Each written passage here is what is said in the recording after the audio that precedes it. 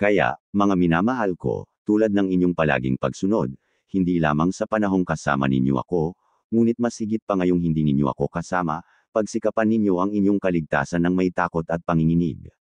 Sapagkat ang Diyos na parehong kumikilos sa inyo upang naisin at gawin ninyo ang ipinagagawa niya alang-alang sa kanyang ikasisiya. Gawin ninyo ang lahat ng bagay ng walang pagrereklamo at pagtatalo. Kumilos kayo sa ganitong paraan upang kayo ay maging walang kapintasan at tapat na mga anak ng Diyos na walang donges. Kumilos kayo sa ganitong paraan upang kayo ay magningning tulad ng mga liwanag sa mundo, sa gitna ng baluktot at bulok na salinlahi.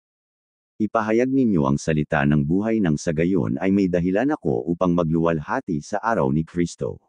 Doon ko malalaman na hindi ako tumatakbo ng walang kabuluhan o gumagawa ng walang kabuluhan.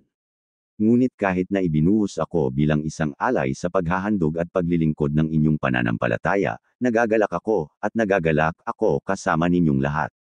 Filipos Kapitulo 2 versikulo 12 hanggang 17. Guys, kung nagustuhan po ang videos nato, bisitahin ninyo ang Telso Llorente channel ko. Pa-like share naman guys.